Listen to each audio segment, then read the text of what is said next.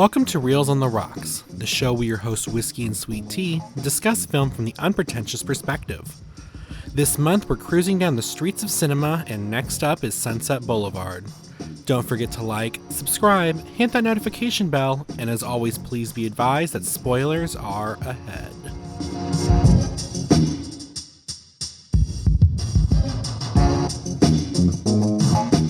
Hey Whiskey, how about you take a little stroll with me down Sunset Boulevard?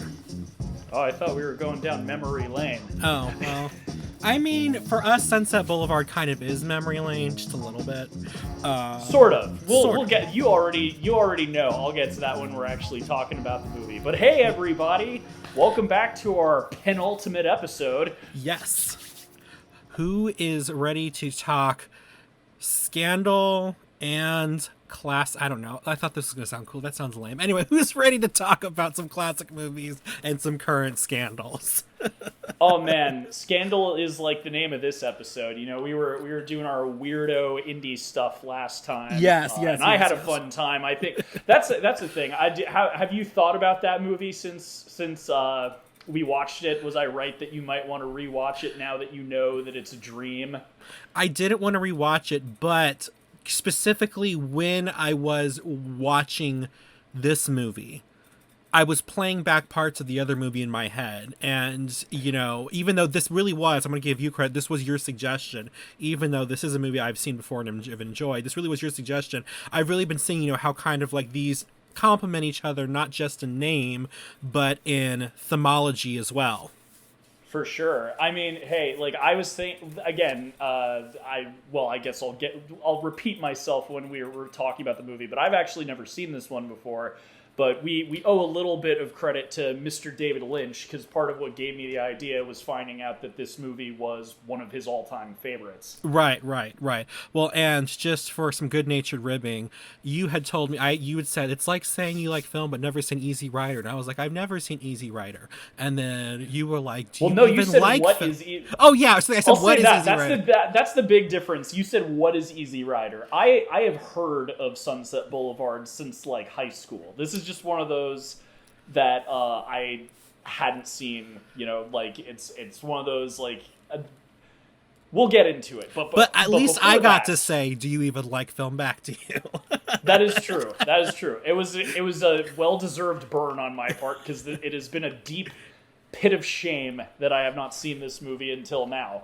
But before that, on the subject of scandals and wild headlines, yes. You know, I didn't know if you had anything planned for our mini intro segment, but just this last week, a story broke in the New York Times that is wild. And, you know, I am sure there are more readers of the New York Times than people who listen to this podcast, at least at this point. Who knows about the future? We might watch out, New York Times. Them. We're coming for you. But so the New York Times broke this story that is the funniest thing ever. They have been scammed out of...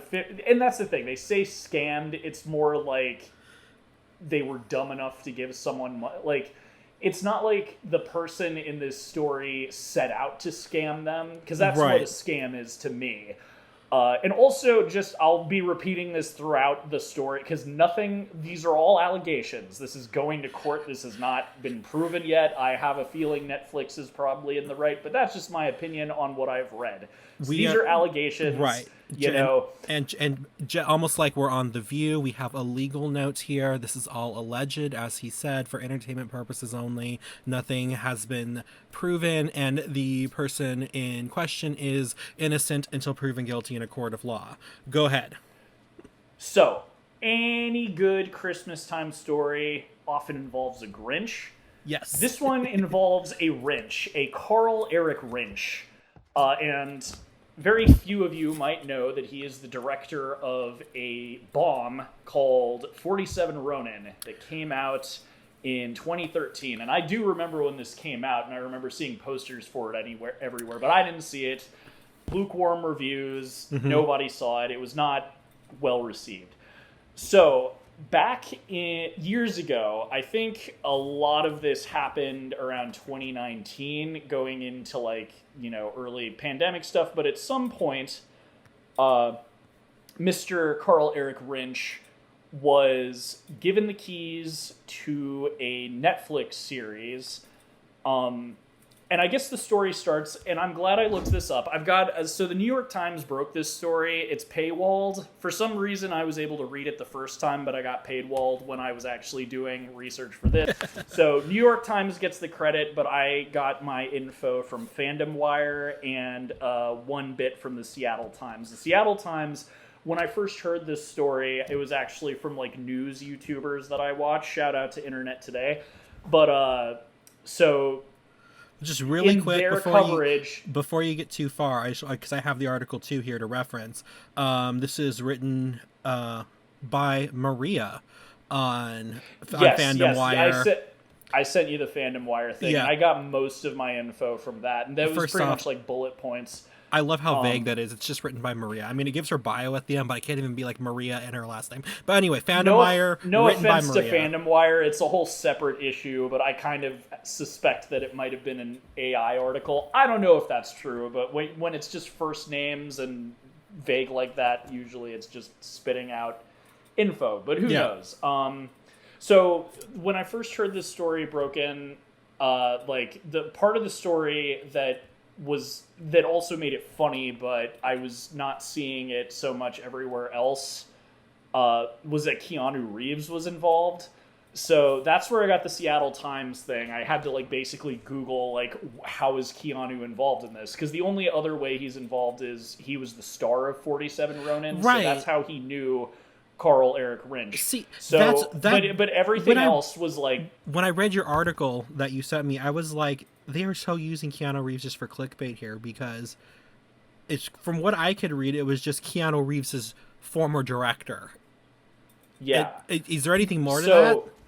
Yeah, so that's where I got the Seattle Times, because I was like, I know he was wrapped up in this somehow, like not in the scamming part. So what happened was back, like, so when Rinsch had this idea for the show, before he started shopping it around to streaming services, he was initially getting funding from like investors, and he was blowing through that money really quickly, and eventually he ran out of money and went to 30 West. They were giving him money to basically make like a couple of like, you know, demonstration videos, you know, like something to shop around, but he missed the deadline. So Keanu Reeves bailed him out with, let's see if I got the money. Did I forget to, I think it was, he gave him a good amount of money. I could have sworn it said it was like 8 million or something. I don't know. But basically Keanu bailed him out. So he was able to finish 6 episodes that were 4 to 10 minutes long, and this is what he was showing streaming services like Netflix, Apple, what have you. And Netflix was the one who ended up saying yes to this. And the other funny aspect of this story to me was there, you know, I don't watch it as much anymore, but I used to be a bit of a South Park fan. And years ago, I want to say like 2013, 2014, there was like a running joke in an episode where it's like, oh, just send the story to Netflix and they'll give you a show.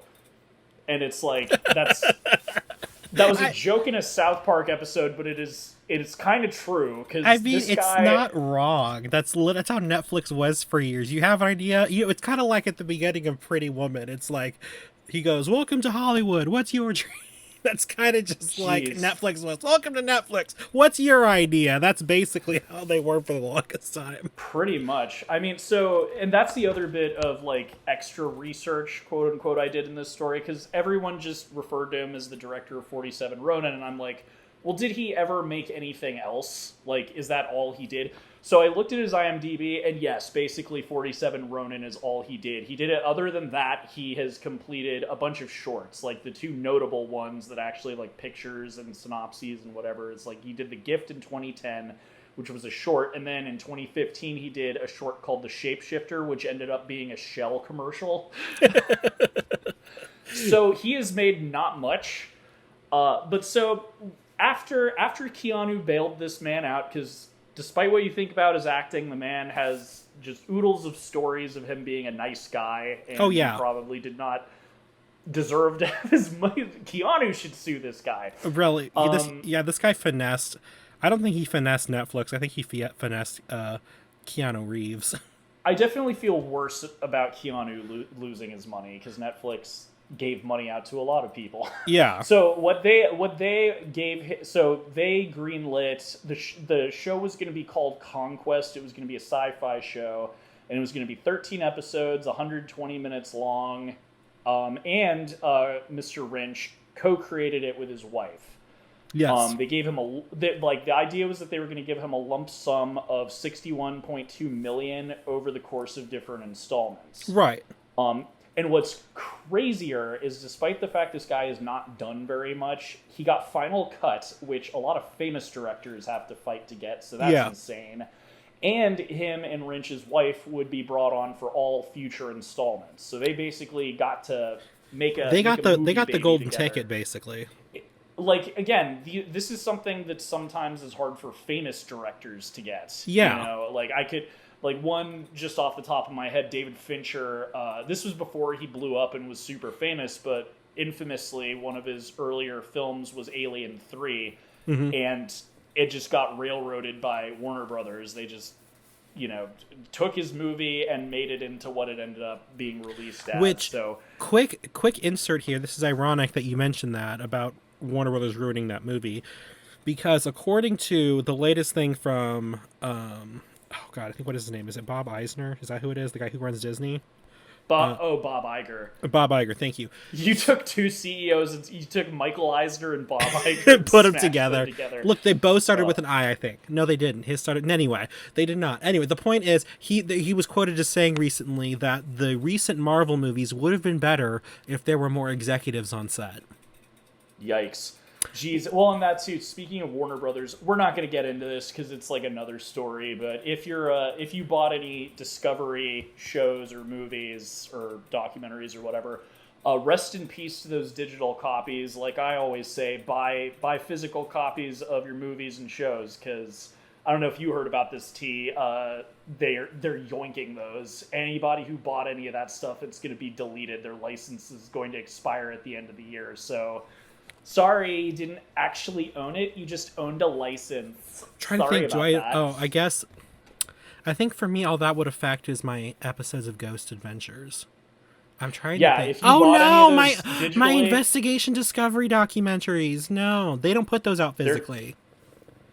I did only spend $3 on them, so it's fine. But... Well, sadly, those are going to be gone. Listen, so I have been saying this for years, because my dad and my brother are like, oh, it's all in the cloud. I'm like, no, it's not. You don't own it. It's a license. You own a license.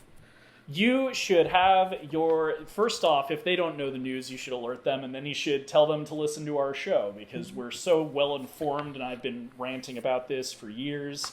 You don't own anything you buy digitally. And always get that Blu-ray. And that's the funny thing. You said, like, those aren't available on discs. Yeah, that's the crappy thing. It's like, there is no way. Like, if they don't release it physically, farewell show. Anyway, that's like that could have been a mini segment. But hang on, really quick. You probably heard this too. There is, because of that whole thing and what Christopher Nolan put out about making sure you get physical media, there is a shortage of Oppenheimer movies in the world right now.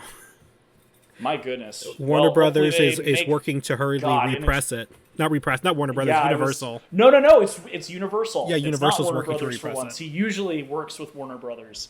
But yeah, hopefully there'll be enough Oppenheimer to go around, because, yeah, man, buy physical media. So on to the section that is the allegations, because we talked about the setup. These made me laugh wacky story. So hard.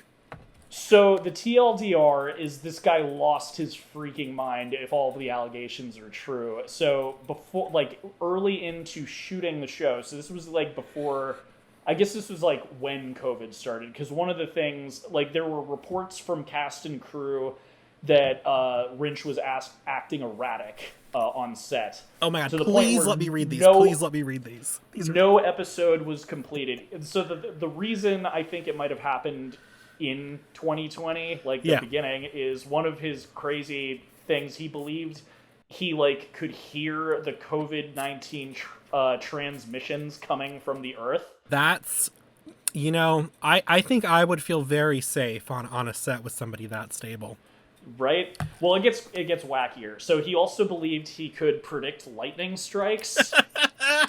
I remembered from the New York Times article, because this goes into this not only ruined the show, this ruined his marriage, potentially his life. So his wife started also noticing that he was acting weird, and at one point they like drove up into the Hollywood Hills, probably on Mulholland Drive, who knows? But they were watching airplanes coming down, and he was just like, "Oh, they're little beings just coming to say hello." And that's when his wife was like, "Ah." That led to another allegation, is that he believed that his wife was trying to assassinate him. Oh which my God. obviously led to her filing for divorce. I just like erupted in laughter when I read that. I was like, oh my God, somebody, you know, there is a man in a butterfly net missing this guy. Like, this dude was as absolutely wild. Like, I'm not trying to poke fun at mental illness. I'm just like, the way that these things just come across, especially when you talk about somebody giving this guy $50 million. Or I'm sorry, 60 point something $million. And I'm just like, oh my God. Like, just those two things are just hilarious together. It's just bizarre because, like, same. I find this whole story incredibly funny. If he's having a psychotic break, which it would seem to be the case based on these allegations, that's not really funny. Thankfully, no one has gotten hurt. He's not tried to kill his wife. He's not done anything like that. So, in that sense, it's still kind of funny. But, like, it makes you wonder maybe it was the stress of having such a big project. I don't know. But it seems like out of nowhere, the dude just lost it. And what's crazy, again, this guy had not made anything substantial. Like, yes, he did direct a feature movie with a Hollywood star, but it did not make any money, and it did not really get any critical acclaim. So why Netflix would trust a $60 million project to some guy is so weird. It's so odd. We poke fun at them for, the vanity projects of Scorsese and stuff, but it's like, I mean, at least there's some, evidence that it might be a profitable idea. Right. Scorsese's movies haven't really been bringing in money lately, but it's fair to at least assume that his movies would. Right. There's if not, there's the prestige. There's something back there that would make them want to fund that. But it's kind of like, it reminds you a little bit of how I think it was these guys, the guys who did Game of Thrones. They essentially scammed their way into getting a deal. With HBO, if I remember, which correct. Makes sense. They're another pair where it's like, that show was good, but that's another example of who were these dudes before that show came out. Like, why did they get all this money to make this? Again, thankfully the show turned out to be, for the most part, good up until the ending. But it's another one of those, how did they get this deal kind of thing. But basically, with his erratic behavior, long time went by and nothing was done on the show. No episodes were ever completed. Yeah. And the real warning bells started ringing when, allegedly, Rinsch transferred $10.5 million of the show's budget into a personal brokerage account. And what I love about the article you sent me about this is it lists all that stuff going on, which is already disturbing to have going on in your set. And then it says things took a turn for the worse when the money was affected. I was like, clearly there were certain priorities here, and the set life was not one of them. But go on. I just love the way it was worded in this Fandom Wire article. Right. So by that point, Netflix was kind of realizing, with the things that they were hearing on the set about his wild, delusions, and also the fact that $10 million disappeared into what would seemingly be his own personal account. They were just to clarify, we're done. Just to clarify, it was his brokerage account.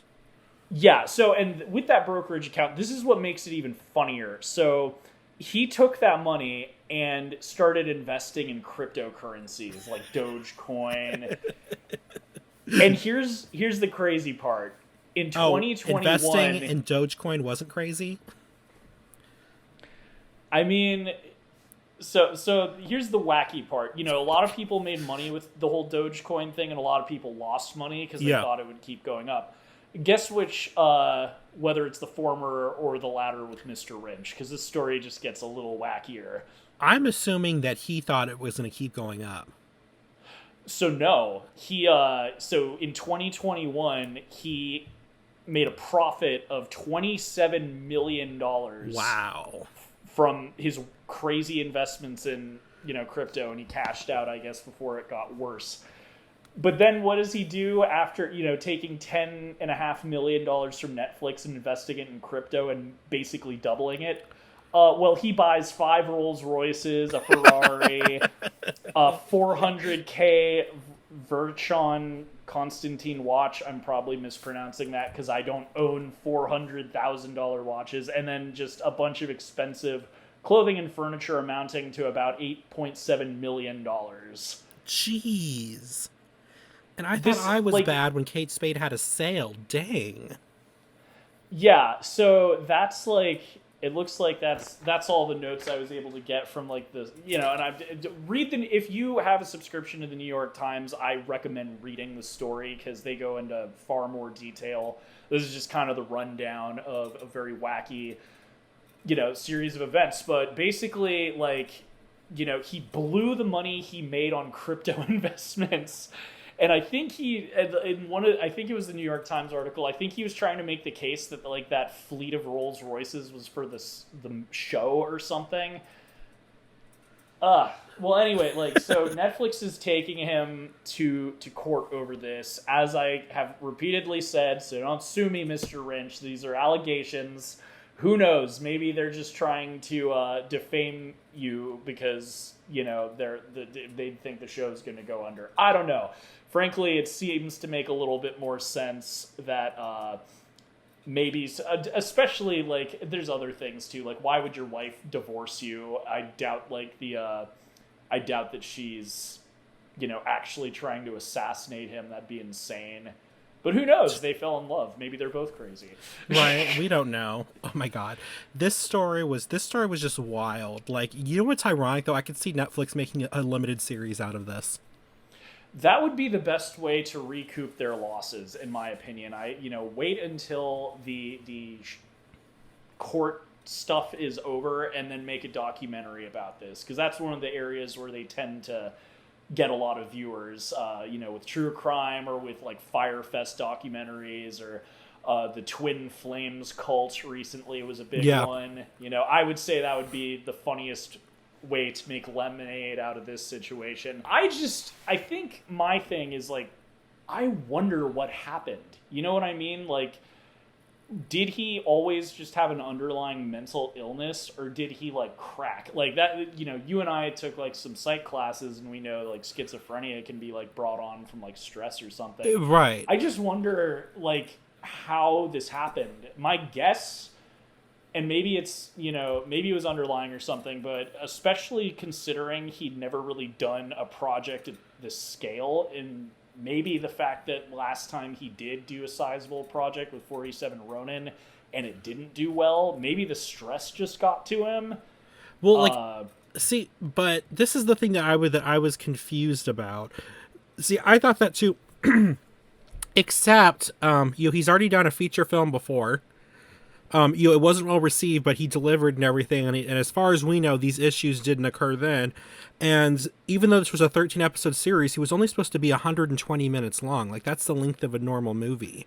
So right, and that's what I was doing the math, and I'm I guess this was supposed to be 30-minute episodes or something. That actually, yeah, because no, it'd be shorter. It would That's be. weird. My guess is it would be 15-minute episodes, kind of I don't know if you've seen Adult Swim Agretzko. style. Yeah, Agretzko on Netflix, another Netflix anime series. All their episodes are 15 minutes long. But gotcha. So we're not trying to diagnose anyone, but it sounds like either there was some underlying issue that for some reason got triggered this time, or something else is going on.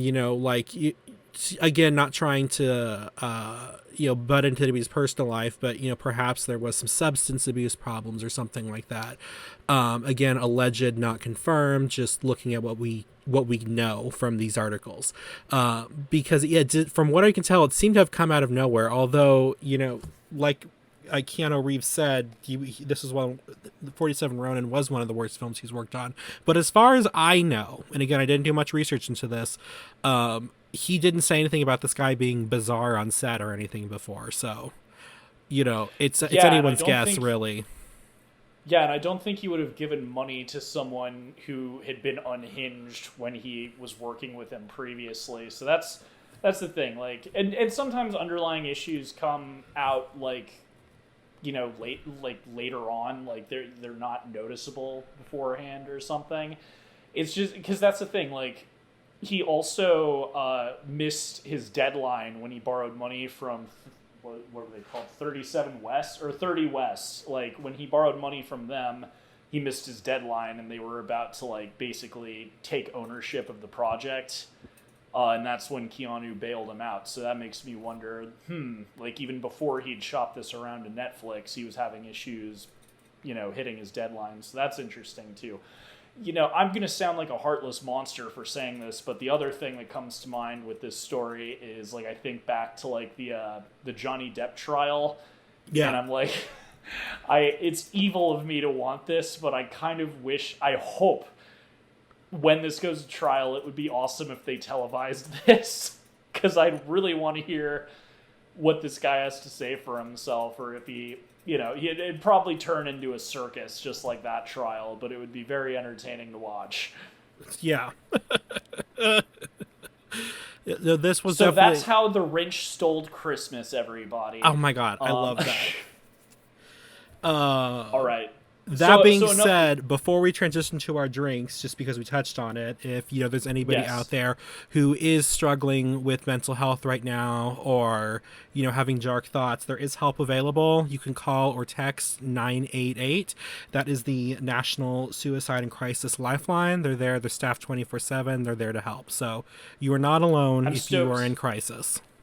I'm stoked you had that ready, and you are very right. And, this time of year is also kind of rough on a lot of people. Holidays tends to have a big spike in depression. So, hopefully we're helping cheer you guys up if you're listening out there.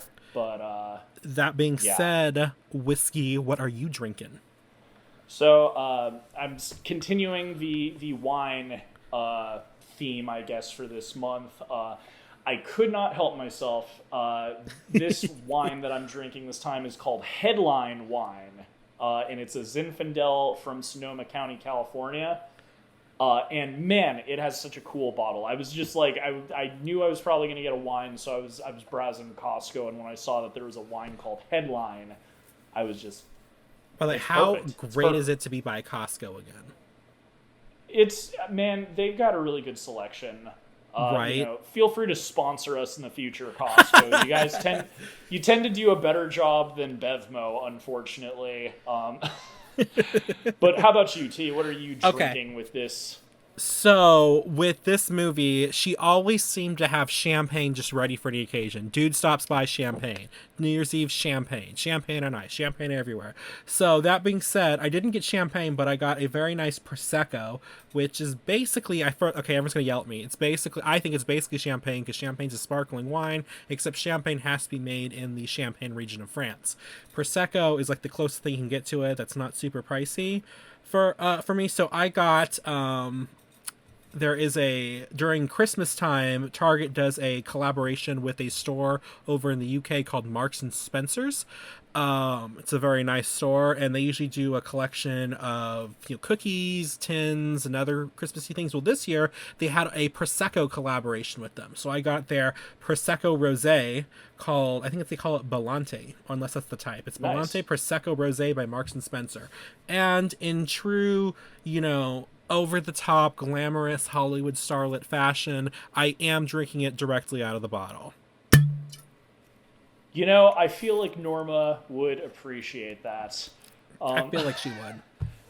No, but, it's funny. I almost did champagne until I saw Headline Wine. And and funny, I've done champagne for some past episode on the show, and I did exactly the same explanation as you, I remember saying, "Nobody yell at me. I know it's not really champagne." Yes. But yeah, I know I did that in some past episode. But excellent. So let's get into the brass tacks tea. All right. So Sunset Boulevard. Insert dramatic, gritty sidewalk paint here. Bum bum bum. Which, by the way, before, really quick, did you notice in those opening credits the way they were shaped? It kind of reminded me a little bit of Star Wars. Yeah, that's a good point. I will rewatch this in the future. Going into this, so I already touched on the fact that I knew about this movie, but I'd never seen it before. Mm-hmm. Basically, like, so I went in blind. It's one of those where it's such a classic, I kind of wanted to go into it blind for years, so somehow I managed to not spoil anything for myself outside of I knew about the opening. Yeah. I knew about the famous line, "I'm ready for my close-up, Mr. DeVille," and I knew that the plot was very focused on kind of an aged-out starlet. Yeah. That's all I knew going into this. Yeah, I did not notice the Star Wars thing, but I will be rewatching this in the future. So I will keep an eye out for that. So we got Sunset Boulevard from 1950, directed by the celebrated Billy Wilder, whose long list of credits includes Sabrina, the original one, Some Like It Hot, The 7-Year Itch, and Double Indemnity. It was written by Charles Brackett, who was a frequent Billy Wilder collaborator, Billy Wilder himself, and D.M. Marsham Jr., who was a writer for life. The cinematography was done by John F. Seitz, who also worked on Double Indemnity and Adventures of Huckleberry Finn. Music was by, oh my god, please tell me I wrote this down. I think it was Franz Waxman, who also did the music for Rebecca, one of my favorites, The Bride of Frankenstein, another one of my favorites, The Philadelphia Story, and Rear Window, another one of my favorites. And I'm only touching on the and I'm only touching on the highlights here. So he also has a long storied career. The budget for this movie was $1.75 million. It had a box office return of $5 million, so it was definitely a success. We have in the cast here, we have as Gloria Swanson, as Norma Desmond, Gloria Swanson. As Joe Gillis, we have William Holden, who, by the way, was so delicious back in the day. Let's be real. And then we have, as in the role of Max, Erik von Stroheim. In the role of Betty Schaefer, Nancy Olson, and in the role of Artie Green, Jack Webb. Now, I didn't write them down, but there were some other famous silent film stars that appeared as themselves, particularly in the bridge scene where she has her friends over, which I thought that was pretty funny. For awards-wise, this was a big awards contender. It is nominated for Best Picture, Director, Actor, Actress, Supporting Actor, Supporting Actress, Story and Screenplay, Art Direction / Set Direction for a black and white film, Cinematography for a black and white film, Film Editing, and I love this title, Scoring of a Dramatic or Comedy Picture, which I'm kind of just like, so scoring. I'm assuming they did that to separate musicals out. That's the reason why I think they did that.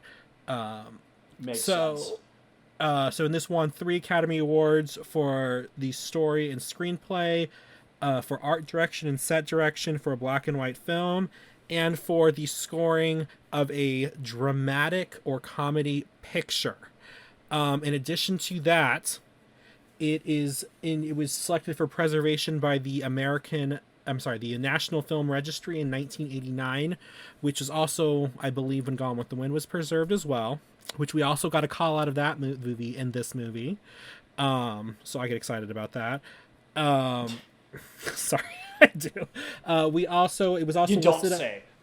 It was also listed number 12 on the AFI's 1998 list of 100 movies. It was listed as number 7 and number 24 on AFI's top 100 quotes. Number 7 being "All Right, Mr. DeMille, I'm Ready for My Close-Up," and number 24 being "I Am Big, the Pictures Just Got Smaller." Oh, that's a good one too. I forgot about that. It was listed for number 16 as for 100 film scores, and in the 2007 list from the AFI, it was listed at number 16 on the 100 movie list. It was also nominated for the Directors Guild of America for Outstanding Directorial Achievement in Motion Picture. It was nominated for 7 Golden Globe Awards: Best Motion Picture Drama, Best Actress in a Motion Picture Drama, Best Supporting Actor Motion Picture, Best Director Motion Picture, Best Screenplay Motion Picture, Best Original Score Motion Picture, Best Cinematography Black and White, and in the Golden Globes it won for Best Motion Picture Drama, Best Actress in a Motion Picture Drama for Gloria Swanson, Best Director for a Motion Picture for Billy Wilder, Best Original Score for a Motion Picture for Franz Waxman. It also, in the New York Film Critics Circle Awards, it was nominated for Best Film, Best Director, and Best Actress. And in the Writers Guild of America, it was nominated for Best Written American Drama, and it won for Charles Brackett, Billy Wilder, and D.M. Marshman Jr. There are other... I did kind of weed out some of the ones I hadn't heard of award-wise, but there were several other things it was up for, including Blue Ribbon Awards, Bodell Awards, Cahiers du Cinéma Awards, Jessie Awards, Nastro d'Argento, and I could just go on and on for all the awards that this was up for. So, that being said, and this also being the first time you saw this, what are your first impressions, Whiskey? Talk to me. Well, before I get into that, a little fun fact. Okay. T, are you familiar with a classic children's film entitled Cats Don't Dance? I am not. Oh, wow, I'm surprised. So, I'm kind of I know. joking, Do I even like one thing movies? I know? So it's an animated film by Warner Brothers. Singing and dancing animals. There's a lot of movie references. If you've seen it, like the story, it's very like Hollywood oriented. It's about animals wanting equal rights with actors. It's a musical, all this other stuff. So the villain is basically a kind of jab at Shirley Temple. Like the villain is like this evil little girl who doesn't want all the animals stealing her attention. And her evil henchman is this giant, scary, ape-like butler named Max. Oh, yeah. I wonder where that came from. As I was watching this movie, it clicked after like the 5th time she said her butler's name, and I was like, oh my god! It's that guy was referencing this movie. So yeah, if anyone listening has seen that film when they were kids, your mind will be blown. So yeah, like this movie I had put off seeing for a really long time. I was very happy that I would be sharing my first thoughts after finally seeing it on the show. Man, this is so good. This is already considered one of the GOATs. Like, this is one of the best films of all time. It's, recognized as such. It's number 16 on AFI's list. And it's kind of one of those things, you do this a lot too, where sometimes you put off seeing classics because you're not sure if you'll like them, or sometimes you're worried. Insert Citizen Kane. It's one of those things where like all I knew was that it was like a Hollywood movie, or like about Gold Age Hollywood, and there's like a starlet, and like I didn't know much about it, but what I did hear didn't sound super compelling. But one thing is for sure, Gloria Swanson was robbed. I didn't. Oh yeah. Because you were covering like all. This is your turn for the review. You did all the background info. I did a little bit of research, just researching. What Oscars did this actually win, and who actually won Best Actress the year instead of Gloria Swanson. And you covered it. This one, writing, art direction, and music. I was happy that it was nominated for basically everything. Yeah. Writing definitely deserved. I mean, frankly, it deserved everything that it won. It just should have won more awards in my opinion. But do you know who won? So this has been a recurring theme over and over and over and over and over again in this show, because I like to bring it up because some people take the Oscars way too seriously. I always talk about just because a movie wins an Oscar does not mean that it's going to actually be as revered decades later. This has come up over and over again because movies that were famously nominated but didn't win end up being far more relevant in pop culture later. Yeah. And this is a case of that. This, like, compared to everything else that was nominated that year, you know, so guess who won Best Actress that year? Judy Holiday for Born Yesterday. Yeah. I have never heard of that movie. I haven't either. It must be good. I'll give it credit for that. If it was nominated, it must be somewhat good. But who has heard of Born Yesterday? Like, well, you know what's also sad is, you know what else was up this year for the same roles? The movie All About Eve. And that's also considered a huge cinema classic. That one I recognized. You know, the best actor for that year went to the guy playing Cyrano de Bergerac, which, you know, of course it's based on a famous play, but you know what I mean? Like, this is the thing, like, I do like the Oscars, and I care about the Oscars because I'm a movie nerd, but some people get so irrationally upset about the Oscars that I just always love to bring up. You could take any year ever in the past, and it's like, who won an Oscar versus who was nominated, and oftentimes movies that won nothing are far more culturally relevant years later. Everyone has heard of this movie, and it just won 3 Oscars. You know, thankfully it was nominated for more. And that's really, like, what I did as soon as I finished this movie. I was like, this is so good. This is, like, as far as, like, classic Hollywood, like, best movies of all time, this is up there for me. I definitely will be rewatching this. I might even buy a physical copy. I also love, like, so it's a Paramount film, and I love how Paramount just really advertises itself. Like, and our show's come full circle. First episode of this year, I was complaining about the fact that Paramount did not have Ghost on Paramount Plus. Well, I didn't watch it on Paramount Plus, but congrats, guys. You put a good movie on your service. If you have Paramount Plus, you can watch Sunset Boulevard. Or, oh my God, if you have because I watched it on YouTube TV because Turner Classic Movies has showed it recently, so that's nice. It's available. But I just thought that was funny. Like, I'll just reiterate my rant. When we reviewed Ghost at the very beginning of this year, it's one of their most profitable. Like, at the time it came out, you know, enlightened me that it was one of the highest grossing films of all time at the time it came out. Yeah. And it wasn't on Paramount Plus, and it's like, okay, you know, maybe the kids don't know about Ghost, but it is one of your bigger movies. It's kind of like not having Top Gun on there, you know? Actually, I think also Ghost was listed on, when I was looking it up, was listed on the AFI's Top 100 Films or something list in 2007.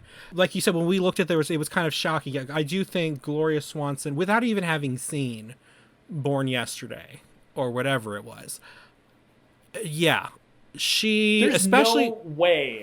is no way in my mind that like, even if what's her face, let's see, even if Judy Holiday did put on a phenomenal performance, Gloria Swanson carried this movie. This was her movie. She is the best character in this. She is the most entertaining person to watch, and and that's the other thing. Her character could have been so unlikable, because, like, in essence, if for some reason you haven't seen the movie and listening to the show, like, she was big in the silent era. She still has kind of an inflated ego. The thing that really made her likable and sad and sympathetic to me was she didn't come off as, like, a real narcissist. It came off like a defense mechanism. You know, yeah. And when Max reveals that he'd basically been grooming her since she was a kid, to be a movie star, and then he married her, and then after they divorced, he became her, like, no wonder she is the way she is. Like, she's been brainwashed by that man to Yeah. think that she's a goddess. And, like, it's just, even though she comes off like she has an inflated ego, she's just, you can tell she's so lonely and sad. And you just, like, I was saying to myself watching this, I'm like, my toxic trait is I'd stay with her too.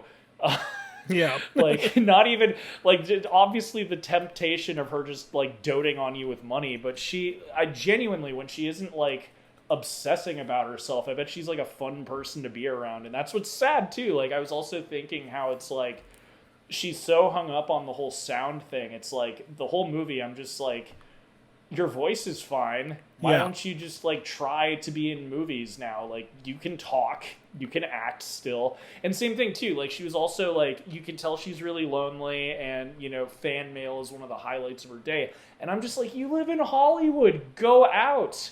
Yeah. Go to Rodeo Drive. Like, go out somewhere. You'll get mobbed by people and feel better about yourself instantly. You know, it's but she is so good in this movie. Not to discredit anybody else, but she is amazing. Like, it is one of the best, like, performances ever, period. Yeah.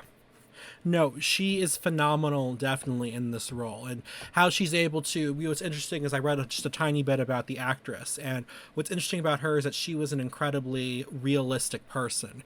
And she was able to pull off being so delusional and codependent and needy, and just in such a way that I assumed this was actually how she was a little bit, and to find out that it wasn't was, you know, interesting to me, because it's so believable just the way that she does it.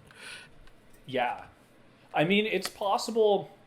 It's one of those things, like, also before this movie, like, Gloria Swanson's not someone I think, you know, the name didn't ring a bell, like, when I think of, like, famous Hollywood actresses from this period. I'm sure she's been in other stuff maybe I've seen, but I think maybe that might come from, I do think the best actors and actresses are self-aware. Yeah. Maybe not all the time. The ones who get really into method acting, maybe not so much. But I do think, especially if you're trying to make a complex character, you really have to be able to recognize the subtleties, especially in a flawed character like Norma. Yeah. Like, it doesn't surprise me as much, but I wonder if there's any. I should have done more research. Like, if there was any interviews with Gloria Swanson, I'd love to know, like, maybe, like, one theory I'd have is maybe she based this on someone she knew, because obviously she, you know, was a Hollywood actress, so, like, maybe she knew some washed up stars that acted this way, maybe had some mental health problems, and she kind of, like, you know, used some of their traits in her performance. It's the sort of thing I'd love to know if there was an interview with her, but that's you know, something that she might have been able to do. But yeah, like, the fact that she was very real and down to earth doesn't entirely surprise me, because, as I said, like, if I could imagine giving this to a ton of people in that period of time, them just playing it so straight that she just becomes like a cartoonish villain. You know what I mean? Yeah. Like, I don't think that's why, like, obviously I don't think that's what Billy Wilder was going for, and I bet that's why Gloria Swanson was cast.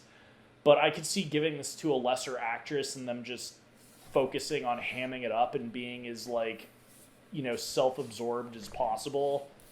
And that's why she's so good in this. Again, like, she's such a really good, like, multi-dimensional character. And there are periods in the movie where she is a bitch, and she's being a bitch. But, you know, just like the protagonist in this film, when she does, you know, oh, please don't leave me, you're kind of with him. You're like, oh, she didn't mean it. You know, like, it's hard not to forgive her, especially when you know, like, that too. You know, this film not opens, but, like, the first time we meet Norma, she's burying a monkey. Yeah.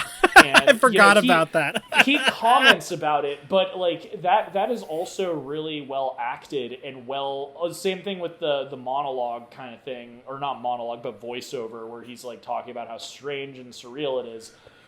But it really is a great introduction to her character, because she is so sad this monkey is dead. And you know it's her pet. You know she probably got it when she was in her 20s, and it, like, you know, she outlived it.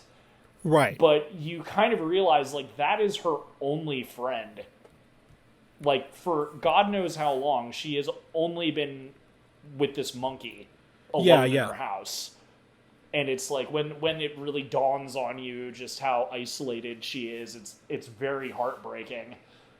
No, yeah, it would you she was like she played it in a way that was just she was able to humanize this character to where you are heartbroken for her. It isn't just, oh my god, crazy lady. You find the person underneath that, and you begin to feel for them. And when you're able to create something that mirrors both pretty well, because like you said, you go kind of back and forth with, depending on how the film's going, as to whose side are you on. And it just takes a specific type of what is it called, talent to really pull that off as well as she did. But with that being said, let's talk about the casting of her character. So let me skip to my appropriate page of notes here. All right, so the first person that they approached to play her role was Mae West. And Mae West was very offended that even though she was in her senior years, that she would play somebody over the hill who's forgotten. You know, she was not happy. She wanted to be seen as a sex symbol. And this So you're saying that Mae West is the character that she was about to be cast as?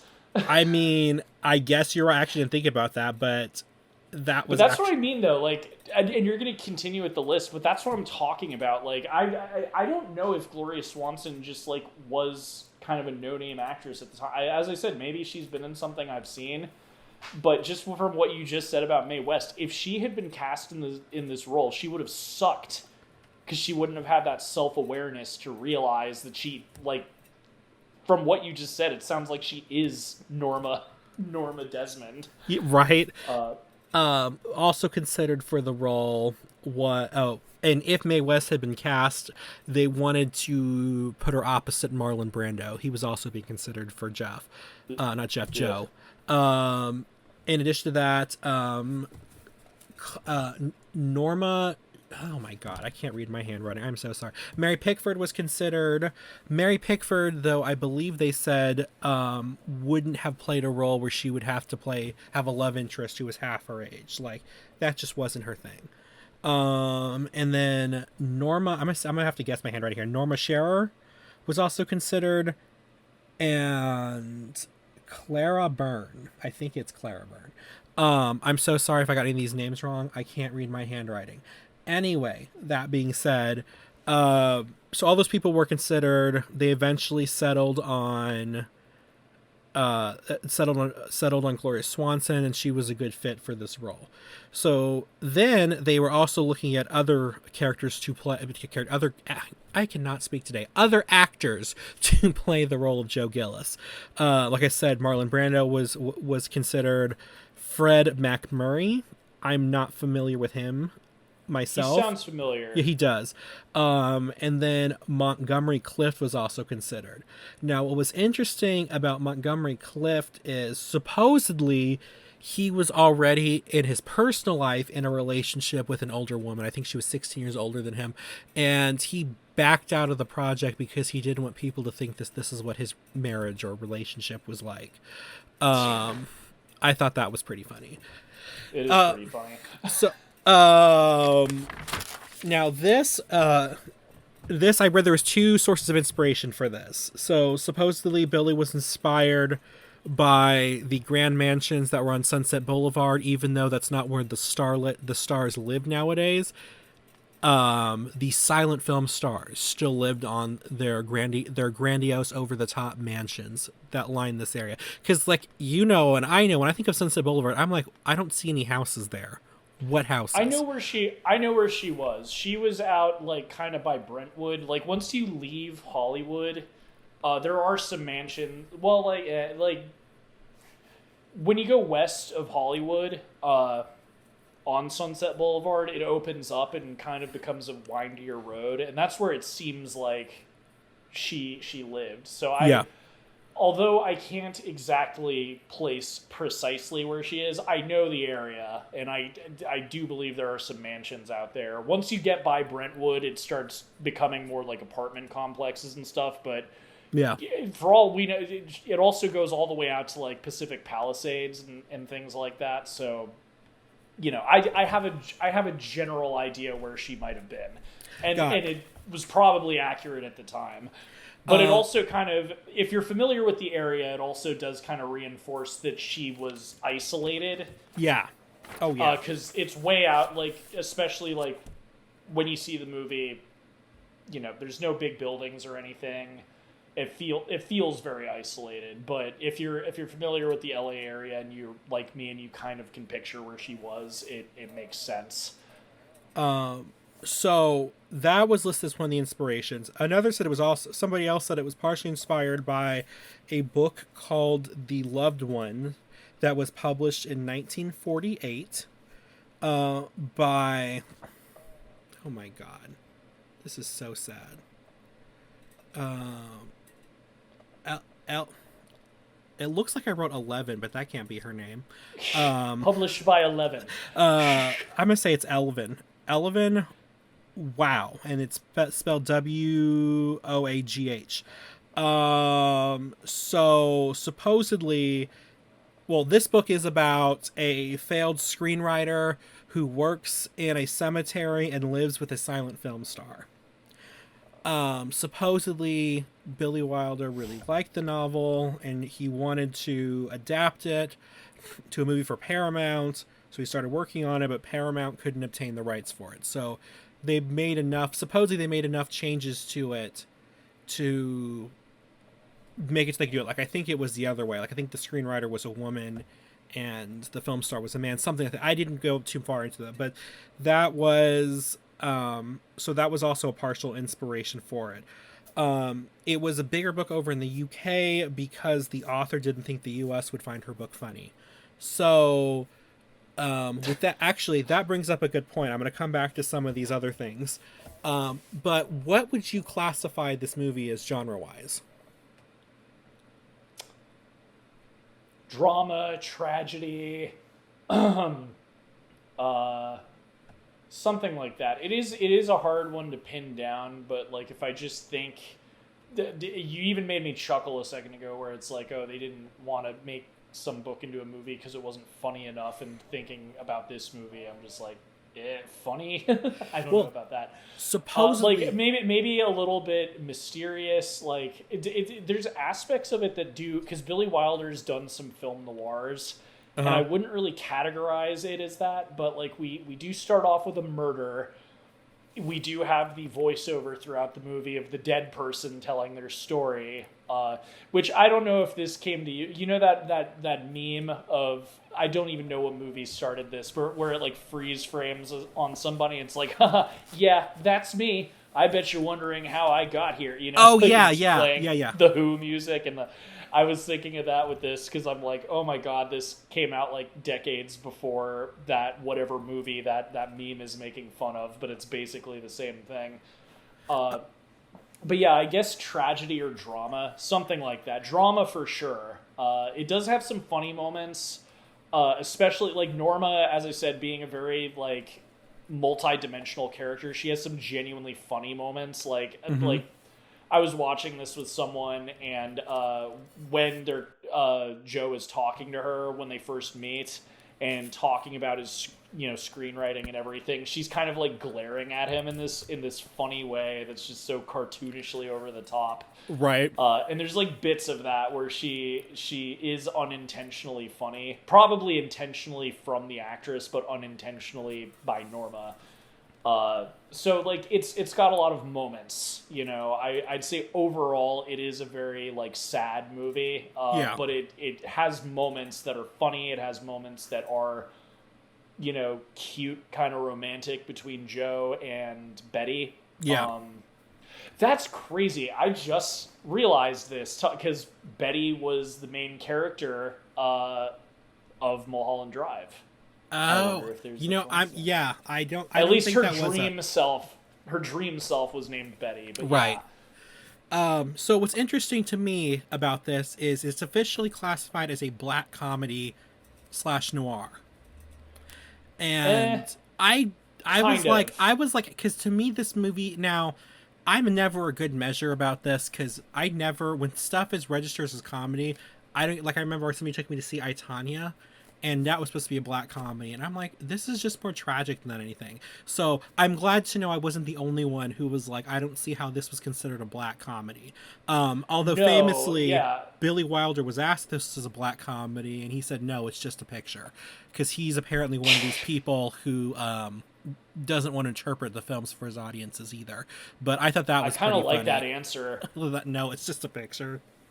I like Um, that. I don't know. I feel like there's a lot of movies where that answer would apply because, you know, like sometimes being like staying within genres is like helpful. You know, it can make your movie a little bit more digestible to people. But sometimes a movie is just a movie. It's really hard to really like boil it down.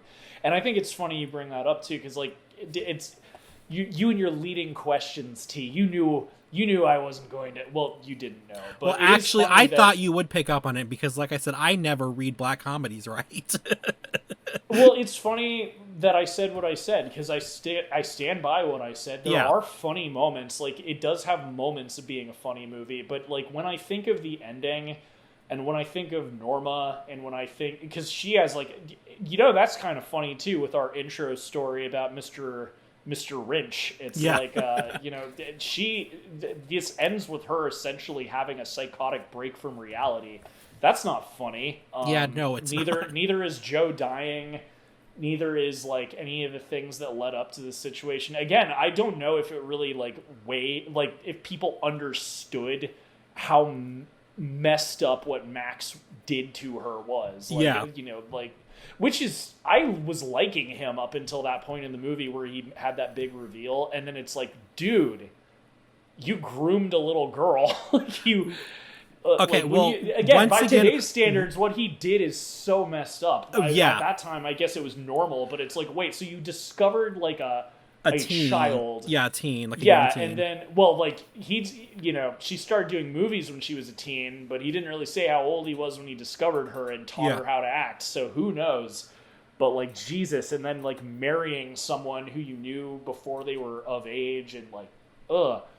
So yeah, like I do it think, has though, funny in the concept, in the, I'm not saying this is right, but I'm saying in context. the context of the time, I think the thing that we're supposed to be more disturbed by is that he has knowingly built this Yep. delusion. That I think that's what we're supposed to be particularly No, upset no, no. about. He is the guy who Yeah. created the monster, so to speak. Not that Norma's a monster, but like he is the problem. He is what, and he's hurting her so much. Like all the things I was saying while watching the movie. Why don't you go out? Why don't you audition again? Like he could be trying to get her to do that, but no, he's just sending her fake fan mail and secluding her in a house. He's probably the one who bought her the monkey to keep her occupied. It's like, and that kind of makes you wonder, like, what's his motivation? Like, Well- if I can't have her, no one will. Well, You know, you know, like, if it's- I'm not directing her. It's what's interesting, and from just talking about that character, we're actually going to talk more about him later. But what's interesting about that character and what we talked about, what about him? The thing I think that's supposed to tip us off from the beginning that there's not something not quite, right about that relationship is, I forget when it is, but if I remember correctly, there's a line where he talks about, he's like, oh, so you're the butler here. He's like, yeah, I take care of Miss Desmond, among other things. And I think it's the among other things. It's supposed to kind of give you an ick. Like, it's almost implied Ugh. he also takes care of her sexually, too. Yeah. So, which, because if you think about it, even from not even like, she's clearly not mentally stable. And that's kind of that's a weird place to be sitting in. So I think that's supposed to kind of, it's one of these kind of blink and you miss it lines, but I think that's our big hint at the beginning that something's not quite right. with his character. I do want to come back to him though, because there's a lot to talk about with him, but I want to get through some more things that I found out. So this may have influenced our decision on whether or not we found the movie a black comedy or not. So there was an alternate opening sequence that was shot. And if you remember, you will remember hearing about it in one of our film classes. I know because I sat next to you when we heard this. Supposedly they had an alternate opening sequence that was scrapped because test audiences found it too hilarious. Now let me see if this sounds familiar to you. It opens up in a morgue. And we are taken to the toe tags of two dead bodies. And it's like the toe tags are talking to each other. And they're talking about how they died. One of them being Joe Gillis. Yeah, I do remember hearing this in class. So that was the original Continue, opening. though, for the benefit of our listeners. Continue. So essentially, his explanation about how he died was supposed to be where he's talking about... he's giving his explanation about how he died and everything. He was supposed to be talking to us, talking in quotes, to this other dead body. And they're talking about how they died. And this is him saying it. So... that was scrapped because audiences just, I guess, it was supposed to be kind of humorous, but it wasn't supposed to be uproariously hilarious. And audiences were just like falling over laughing. Like, and that's not the reaction he wanted. He said it set the wrong tone for the movie. I kind of think I kind of think though, if he was going for the black comedy route, he should have kept that, because I'm with you. To me, this is more of a tragedy drama. It has some funny in it, but it's more of a tragedy and drama than that. So, but because of that, the iconic opening monologue now, where we have him floating in the pool with the cars racing to our house to fish him out and everything. One of my favorite lines in this movie is always at the beginning when he says, "It's amazing how nice people are to you when you're dead," because they're taking him out of the water very gingerly, and Yeah. I always love that line. So what's interesting though about that shot is it was too difficult, especially back then, to put a camera underwater. So fun fact, that was like, sorry to interrupt, just that so you can, I feel like I've mentioned this in maybe I've only mentioned it to you outside of the show, but like you can tell when there are technological advances in filmmaking. Yeah. The 1950s is when underwater photography became possible, and that's where you had like The Creature from the Black Lagoon. Mm-hmm. That's where you had Night of the Hunter. Like, that's the 50s, you start seeing underwater photography, and this was 1950 when this came out. So it's just interesting. You see like all these movies doing the same thing, because it's kind of almost like the 3D craze 10 years ago. It's like right. And I kind of wonder with Creature of the Black Lagoon, I believe was 1954, and Night of the Hunter was 1955. So it's almost, you almost have this question of, because of that opening shot, if that really kind of inspired people to take the cameras underwater. So, like you said, it could have started off kind of a craze, or at least achievements in cinematography, because this was achieved by putting, what did they say? I'm trying to remember how they did this. Okay, so they put a mirror in the bottom of the pool and then filmed the mirror, I think is what they said, to achieve that shot. I think that's interesting. What they said. I could be explaining this wrong. And that also makes sense. It might have inspired the creation of the underwater camera. I just know that the underwater camera was made possible in the 50s. In the 50s, yeah. And as I said, like, I just named two examples, but you can go and like just look at all of the movies that came out in the 1950s. It's not just those. Like, it was a thing. Like, any excuse any movie could have to put the camera underwater, they know that it's like a new development in technology, because it's in all sorts of movies. Speaking of water and things like that, it's the house that they filmed at. The interiors were on a soundstage in Paramount, obviously, but the exterior was at a mansion that was owned by the Getty family at the time.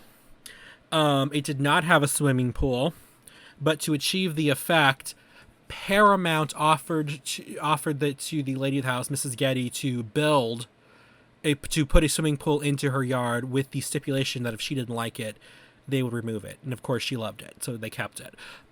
So of course, I love this. Wealthy people getting free stuff. I know, right? So why won't movie studios come to my house and do that? That would be right? lovely.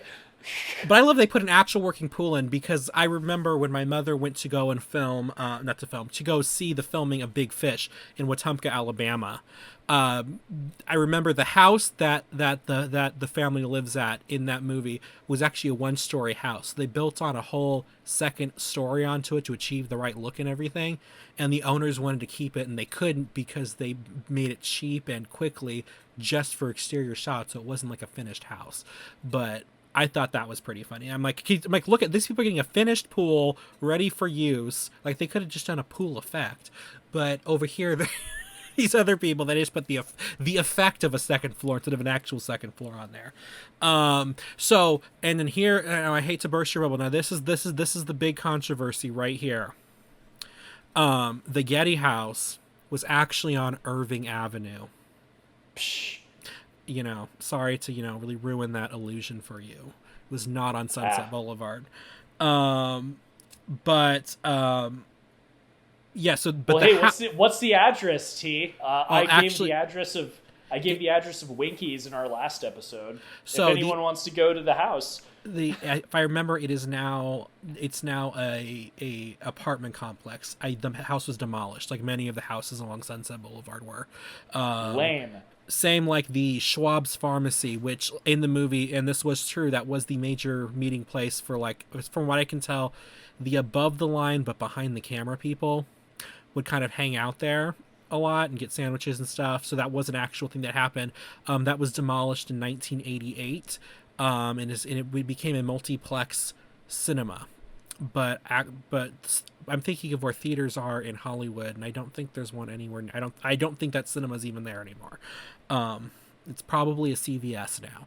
Anyway, just throwing that out there. It's an AMC now. Nicole Kidman is telling everyone about the wonders of cinema.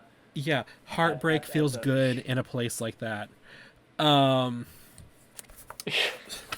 Sorry. Every major theater chain needs to grab a celebrity and try and I swear, man, I love that stupid opening at AMC's. Everyone does. It is. Oh, it was just so bad that it was just so bad and so cringy. It just became iconic, and now they're keeping it basically for the meme status. It is. Everyone thinks it's funny, and frankly, I think Regal, Cinemark, everyone needs to find a celebrity and do something similar because of how funny it is. It might not live up to Nicole Kidman, but yeah, if something works, cringy, you need to copy it. So this will be super interesting. Now we're going to get into a little bit of the Max character. So the movie that they show her watching in her house, Max is running the projector, she's watching, she's snuggling up with Joe. So that is an actual film that she was in from 1929 called Queen Kelly. Ooh. And this was the first. You mean the actress, like Gloria Swanson. Gloria Swanson. Oh, yes. That's cool. Let's say it again. What's it called? Queen. I think it's called Queen Kelly. Queen Kelly. Who knows if I'll be able to find it, but it'd be cool if I could.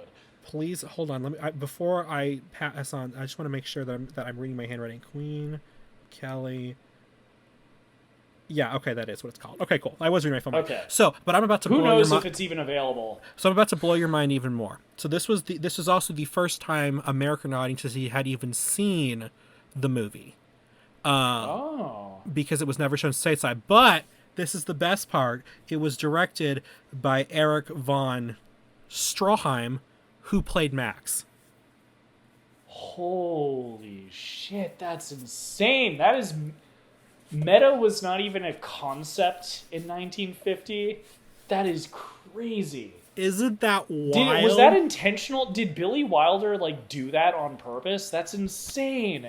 I have not read his biography or really the making of the movie to really understand if he sought this out because he knew there was that relationship there. But I love how that everything kind of fits together like that. That also makes so much sense because the guy who plays Max, I've never heard of him before. That makes literally because he cast him because of that. Yeah, that's crazy. Now, There's so many, the attention to detail. I also love when Max is talking about, like, back in 1920 whatever, there were three big silent movie directors, and then it was D.W. Griffith, I forgot who the second one was, and then his character. And I loved how they really did pick two of the biggest silent film directors at the time. It's like just the attention to detail. Like, even though it's a giant commercial for Paramount, I love that Paramount Studios is like a major setting in the movie. That is you blew my mind. That is crazy. So he is also, just so you know, he's considered one of the first auteur directors. And he was celebrated as kind of like a silent film director. He was kind of a visionary director in the silent age era. According to Wikipedia, he helped introduce more sophisticated plots in noirish, sexual, psychological undercurrents into cinema. So yeah, but he's considered like one of the first auteurs of cinema. So once again, I asked. I'm still just blown away that Billy Wilder cast a past film director who actually directed Gloria Swanson in an unseen silent film. And you also kind of, I guess I won't be able to watch Queen Kelly because it's probably gone. Tying back into our earlier point about always buying physical media, ladies and gentlemen. But, wow, God, that is so cool. Yeah. Also, you know, as much as I was disgusted by Max the character, really good job by that director. He played kind of an iconic performance. I mean, you know, I joked earlier about how a kids movie I saw when I was very young, basically turning that character into a cartoonish goon for a villain in a kids movie. But I mean, he was good in the movie. Like, genuinely unique performance too. Like, you know, you can tell he's like a old, like, foreign director. Like, he's and how quiet he is, but he's also got kind of a powerful presence to him. Yeah, he has. Like, there's an interesting thing about how Joe always does what he says, but it's not like he's a butler. Like, he's not an authority figure, but he still does what he says. It kind of shows that he's almost like directing the scene still. He definitely had a heaviness, and even when he was in like just the frame, he added a certain heaviness to it that, you know, you could feel was enveloping the entire house. And I do think that this is one of his, not one of his, this was a standout role for him. However, he did not see it that way. So he went on the record that he said he hated the role. He says he hated playing somebody so self-referential and demeaning, and said he really only took it because he needed the money, and he would refer to it as the damn Butler movie. That's sad. He did a good job. You know what's ironic? He sounds kind of self-aware too. Mm-hmm. Like, he doesn't sound like a, you know, Max is, I was just talking about what a sicko he is, but it sounds like he kind of, you know, he does not sound like he would groom a young girl to be in one of his movies. Right. You know, so that's sad. He did a good job. He's like, as I said, he's probably one of the other, like, standout performances in the movie. So I hate to think that he hated being in it so much. He did get an Academy Award nomination for it, for supporting actor. Good. I kind of wish he would have won it, though.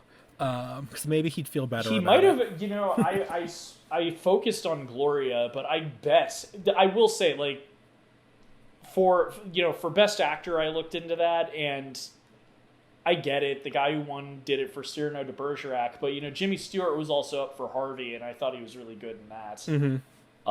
So what is Jimmy Stewart not good in it? Pretty much.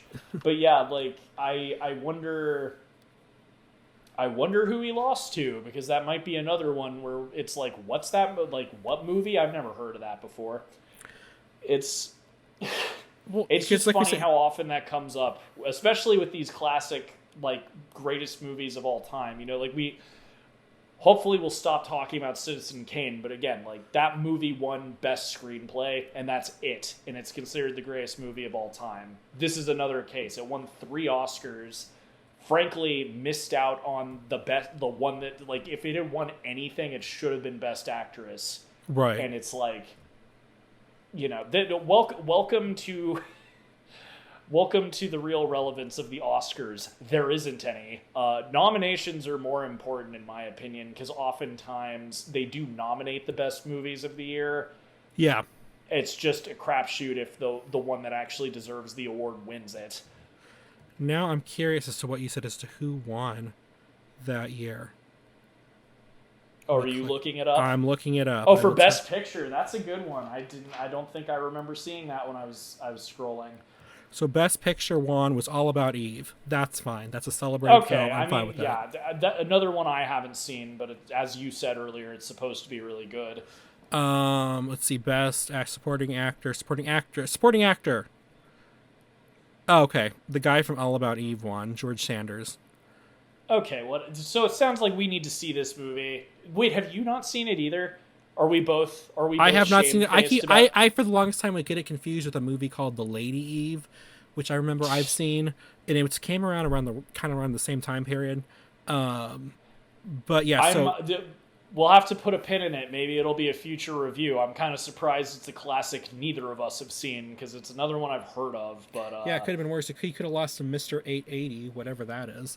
Or Born Yesterday. Or something else called Broken Arrow. I feel bad because I feel like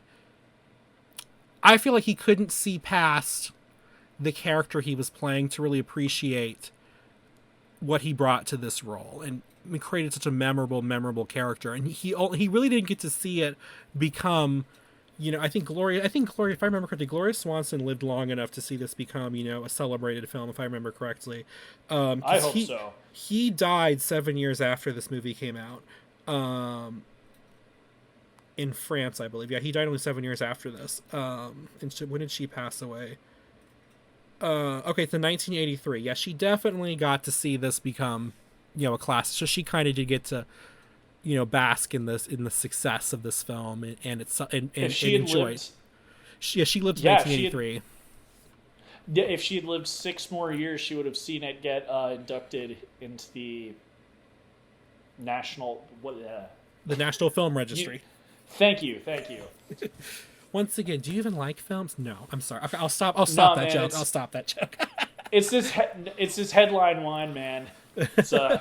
So, I guess but like he was truly, everybody talks about, though. I really do think, Gloria Swanson carries the movie, but he really, I think, fills out the film. And you know how they kind of say how, you remember we watched Rebecca,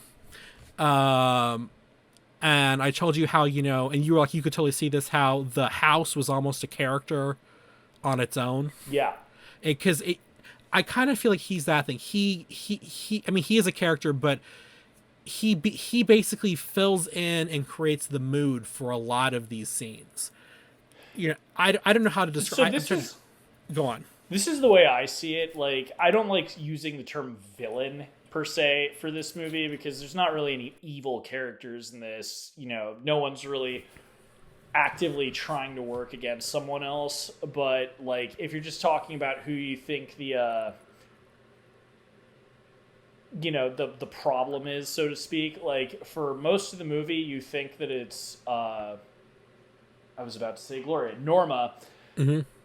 You think, oh, she's just self-absorbed. You still feel bad for her, but you kind of think like, oh, she's just too wrapped up in the past and all this other stuff. But it sort of turns out the real villain, in air quotes that you can't see me doing, was Max all along, and he was there from the very beginning. Was he the villain? As a matter of fact, who is the one who insists that Joe go upstairs and talk with the lady? That is true. It's not Norma. It's not Norma. Joe is just like, hey man, I need help with a flat. I'd like to get out of here. The lady wishes to speak with you. Oh, that's he knowingly put all this in motion. Beginning. Yeah. I'm finally going to use this quote properly. Villain, I think you mean anti-hero. It's me. Hi. I'm the problem, it's me. Max is the problem, it's him. It's him. No, but yeah, it's again, I wouldn't really call Max a villain, except for the creepiness on young girls thing. But like, as far as being the architect of destruction, he's there, and he's always been there. He's always been the one kind of directing in the background, and you don't notice him until he makes that confession near the end of the movie. Right. And it really, actually, I never thought of it that way, but you're right. He never stopped directing her. Yeah. I mean, hey, think of that ending God, scene where blown. she's coming down the stairs. He's the one directing the cameras. He's the one, so it's a shame he, at least this movie was always considered really good. It might not have been considered the greatest of all time until decades later, but I do hope that he at least saw that people liked it. Like, obviously this made money even when it came out. So, yeah, we'd have to take a time machine back to 1950, but I would think a lot of people liked this movie when it came out, and probably years after. It earned 5 times its budget back. Exactly. So what's interesting about this movie, because I have a couple questions I want to ask you towards the end for interpretation of things. So this movie was an instant hit, and because of it, they tried to get it adapted into a stage musical, like right from the beginning. It eventually did happen with Andrew Lloyd Webber, like in the 80s, I think, with Glenn Close in the lead, which is why I'm still mad I did this. When we talked about Sunset Boulevard in our entertainment law class in the Los Angeles program, and he asked who was in it, and I opened my mouth and said Glenn Close, and he looked at me like I was stupid. And I was like, because I was thinking of the play. So I'm like, I technically wasn't wrong, I just had the wrong production. Anyway, so they were trying for years. So I guess Gloria Swanson kind of took up the charge right from the beginning to get it adapted. Paramount was sort of interested in doing it, and she started getting a bunch of stuff lined up, and then they decided, no, we're not going to do this. So they asked her to stop trying to sell it, and then I don't know if this is at the same time or if this is a few years later, Stephen Sondheim started writing a score for it. And Stephen Sondheim is a celebrated name in the musical world. And once again, they couldn't get the rights figured out for it, so they dropped it again. So that was interesting. I've never seen the musical at all because I don't think it's been revived since I've been alive. I could be wrong, maybe it has, but if it comes around, you need to see it, and I definitely need to see it. Just to see how it goes. I don't know if it'll. Yeah, exactly. That's kind of the question, right? Is does it do the movie justice? Right. Glenn Close is a great actress, so I'm sure she killed it. But that's the thing, right? Like, the musicals have kind of a. You can definitely do musicals that aren't like bright and happy. One of my favorite musicals that I shared with you is Sweeney Todd. Yeah, I was about to say Sweeney Todd. Yeah. Happy and hilarious. Stephen Sondheim, or wait, was that? I think that was Stephen Sondheim who did that one. Whatever, I'd have to look it up again. I think it was Sondheim. Anyway, so it's possible that it could have been good. But yeah, that's one I'd be interested in seeing. Partly because of the type of movie it is. It was Stephen Sondheim who did Sweeney Todd. Yes. Okay, cool. I'm not losing it. The headline wine has not melted my mind. Not yet. Not yet. So, okay, one of the questions that I want to ask you, and the reason I want to ask you this, because when I was doing research for it, and I typed in Sunset Boulevard, this came up as a possible question, I guess, that a lot of people Google. Why do you think Norma shoots Joe?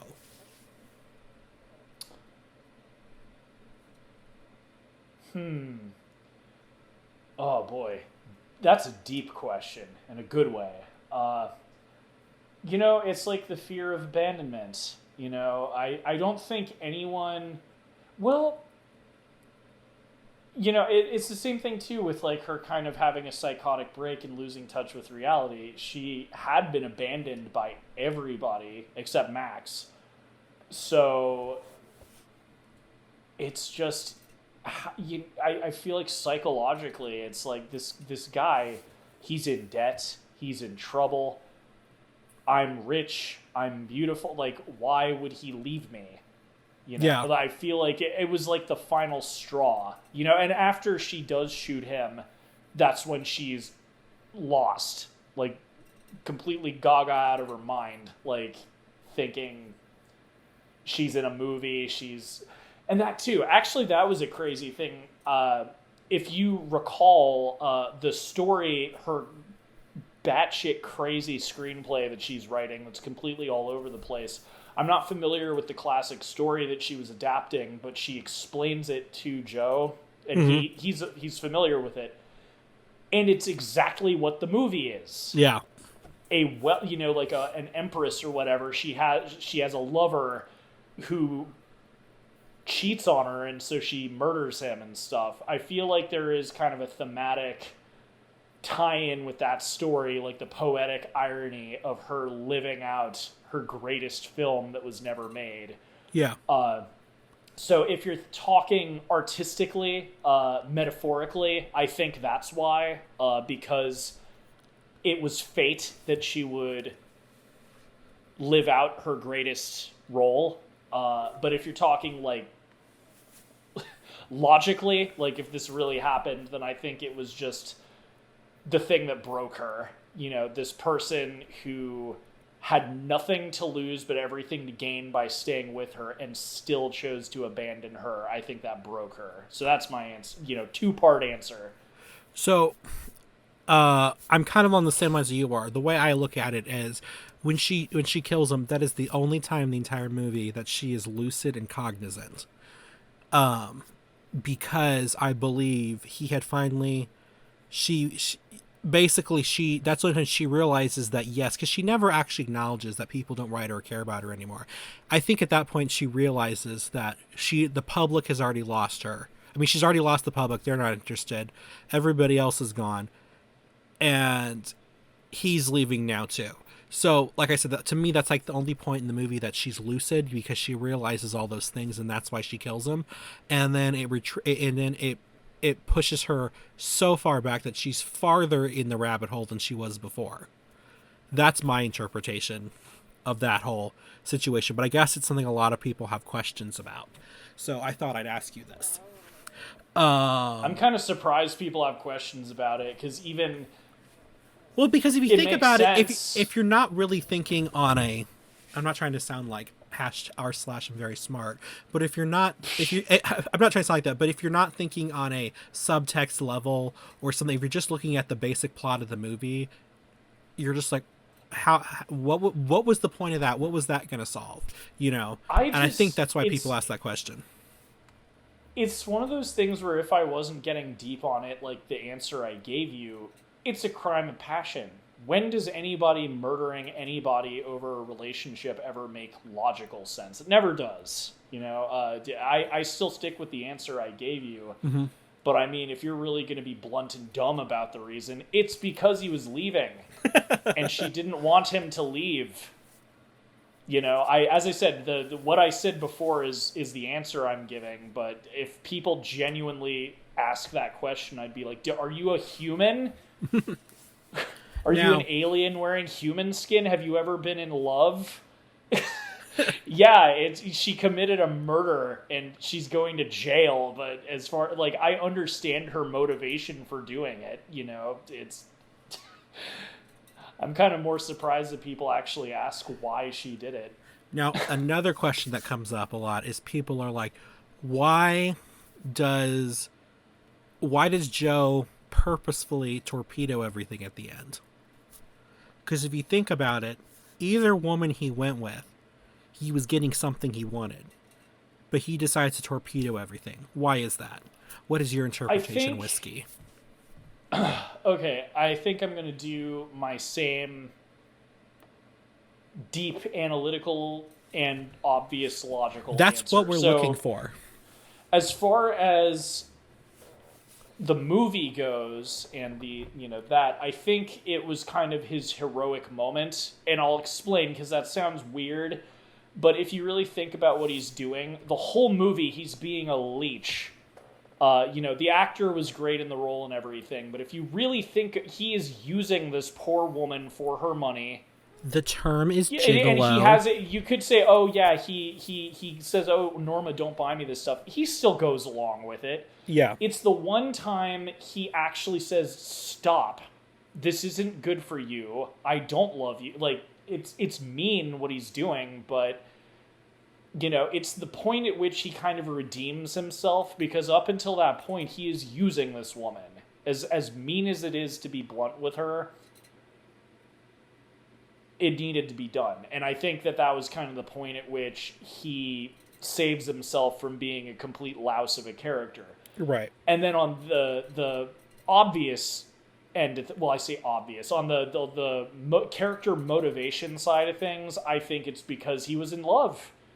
I think it's because, him and Betty, up until that point, him and Betty had been sort of frenemies, and they flirted a bit, but that was like the point at which he's like, I'm blowing this. I need to end this and be with this woman that I actually want to be with. But if you think about it, he purposely torpedoes things with Betty also.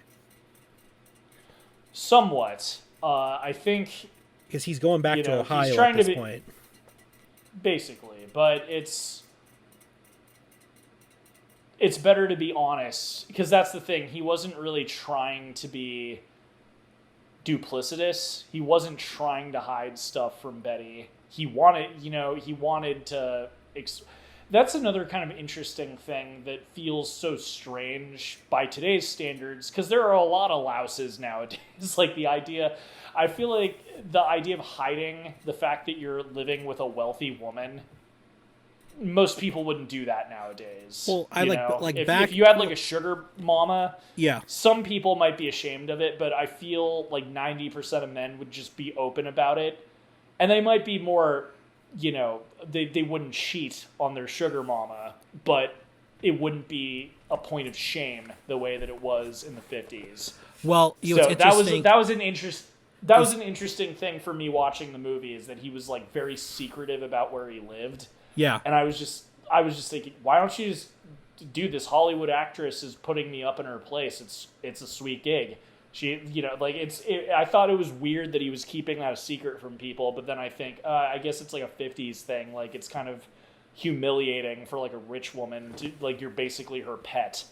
And I guess that's where that comes from. But I thought that was kind of fascinating, because nowadays it's like a thing. Right, everyone even thinks the terminology, about sugar babies as girls, but there are men who are dating even older... the terminology has changed. Like, nowadays it's called having a sugar mama. Back then it was called being a gigolo. Like, that whole thing. They never even say that word in the movie, but that's so obviously what he was. It was so funny the last time when I watched it for this. The last time I watched this, I was a lot younger, and I was just like, oh my god, he's a gigolo. Like, it just clicked. I didn't pick up on that the other 10 times I've seen this movie. But my interpretation of it is that when he realizes what's her face, Norma's using this as a way to kind of end things with Betty, he knows he has to come clean with Betty, so he brings her to the house. I think he brought her over to explain everything. I think he wanted to see her reaction and decide if it's something she could live with and they could work through and get over with, or if it's not. And I think she couldn't, because she doesn't say, we'll work through this, it's fine, I don't think any different to you. She says, we can leave now and never have to speak about this again. Like, she already thought of him differently. I think he was trying to see if he could be honest with her and move forward with her, and she couldn't do it. She would have moved forward with him, but there would always be this kind of undercurrent of, oh, you were this kind of person, sort of thing. So that's why I don't think he was trying to torpedo things. I think that's how anything happened. And then his fallback, which is what he mentioned at the beginning, is going back to the Ohio Register or something to do all that. So that's what I think. That was my interpretation of his actions. I think that's fair. I think the simplest terms is he was fed up. He couldn't do it anymore. Yeah. Whether he knew that he was going to be with Betty or not, it was just, as I said, like, I think screenwriting wise, I stand by. I think it was like the saving grace for his character not being a louse, like, just sucking off the wealth of this woman. But I think regardless of how you interpret his motivation with Betty and everything, he was just tired of it. He didn't want to do it anymore.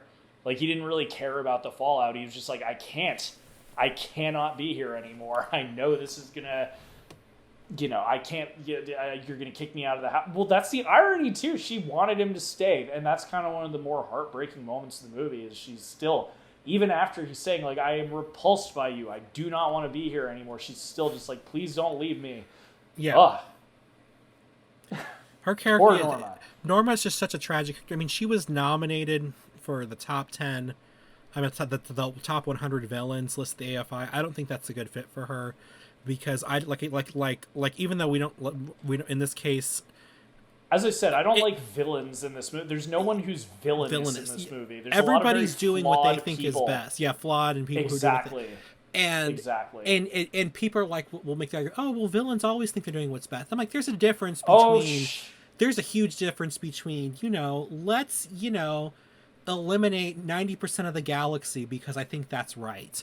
And or let's make a skin coat out of an overweight woman because I have weird feelings about my sexuality. Right. Yeah, but also that's villainous. Like, that's... Yeah. There's a difference, man. It's... I mean, I guess you can, make the case that she murdered someone. But again, at that point, it's like innocent by insanity. She's lost it by the end of the movie.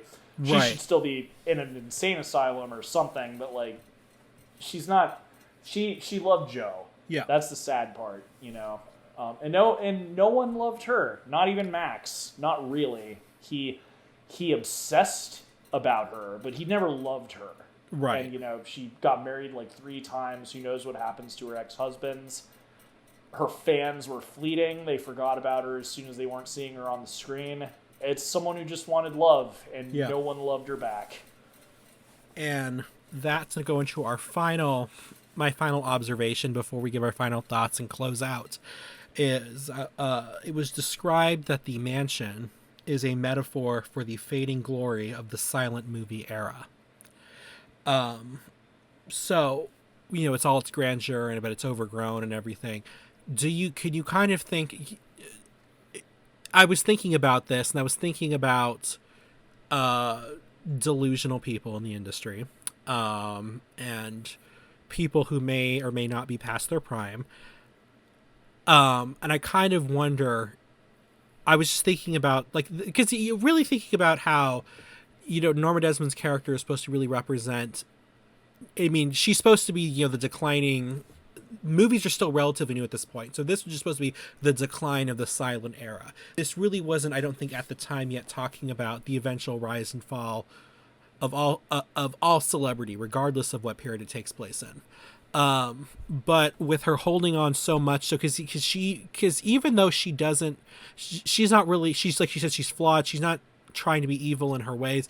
She does have a definite disdain for talking movies. With that being said, I can't help thinking about our good friend Ridley Scott and some other directors of this time, and I kind of can't help wonder if they're now becoming a metaphor for the faded glory of their glory days. What do you think? Two-part answer again. So in regards to Ridley Scott, I love that you brought that up. So I don't think it's so much that it's... I wouldn't say that they're a symbol of, like, fading... Here is where I love that you drew a parallel between them. Norma blames sound for her downfall, but like I said, the entire time I'm watching the movie, I'm like, you've got a perfectly normal voice. You're right. She wasn't like the girl from Singing in the Rain. If I were her half her age live-in boyfriend, I would be trying to get, like, there's no reason you can't get a role. Right. You have a perfectly great voice. You're still an awesome actress. There's nothing wrong with, like, adding sound to a movie. She's coming up with an excuse for why she's not getting roles anymore. The same way Ridley Scott blames TikTok teens for why no one is going to see his movies. Right. And it's the same thing. It's like you're not actually truly taking accountability or analyzing why your movies are not doing well. Because I haven't seen any of his new movies. I'm still debating whether I want to see Napoleon before our big finale. But frankly, none of them are probably bad movies. It's just you're not really taking the time to look at why no one cares. You can make an amazing masterpiece, and we talk about this on the show all the time. Excellent box office bombs, like underappreciated films. They happen all the time. Yeah. But people don't care once you're a jerk about it, And I think that's a great parallel to draw between the two of them. She blames sound, and Ridley Scott blames the youth, and it's like that's not the problem. It has nothing to do with that. It has to do with you not being with the times. With Norma, it's more that she just stopped auditioning for things. From what it sounds like, you don't get a full picture of that. And then as far as the house being a symbol, I'm gonna be a clever contrarian and actually say that her car is a better metaphor for the decline of like the because a house. I definitely think that they tried to make the house look a bit dilapidated and spooky, but I feel like cars are another thing where even if you keep an old car really well kept, it's still considered like a vintage car. Right. There are houses that are 50 years old that you wouldn't know that they're 50 years old because you can remodel them and you can change them with the times. A car is always going to be that year unless you fundamentally change the casing of the car. Right. A 1970s Camaro is always going to be that. An El Camino is still going to be a goofy-looking, low-riding car with the back part of a truck. Actually, I think you're right. I think you're right when you talk about that, because I was actually going to say, but they get the car fixed up and it works. However, but like you said... Doesn't matter. It's still a weird, goofy car, and they want to rent it because it is a weird, goofy car. Exactly, and that's what I was going to say, because to quote my favorite Gone with the Wind, this quote right here where she says, yes, she said we could give ourselves air and get ourselves all slicked up like racehorses, but we're just mules in horse harness and we don't fool anybody. So... Yep. And she gets herself all ready to show up the thing, and the fact that they only wanted to rent her because her car looked old enough for this. You can modernize a house as long as you have, the money and the time and the architects, contractors, whatever. You can make a house look like any time period you want. Right. Happens all the time. A lot of people buy old mansions and make them into smart houses or whatever.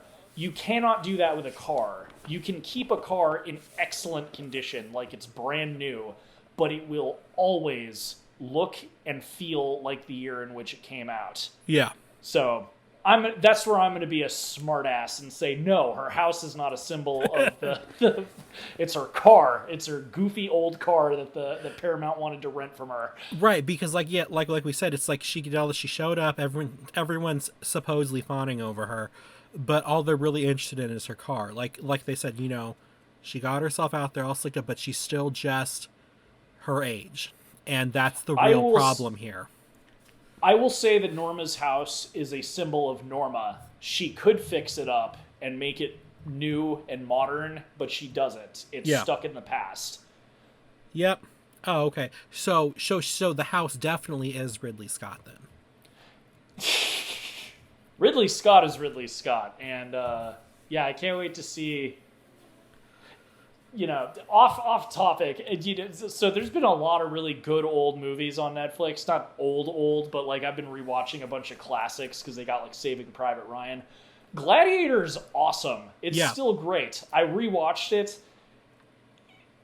it's like he's chasing the silent movie era, man. Like, he had a really genuinely awesome movie. You had a fantastic screenwriting team. He did a great job directing. You had a great lead actor. You had a great villain with Joaquin Phoenix.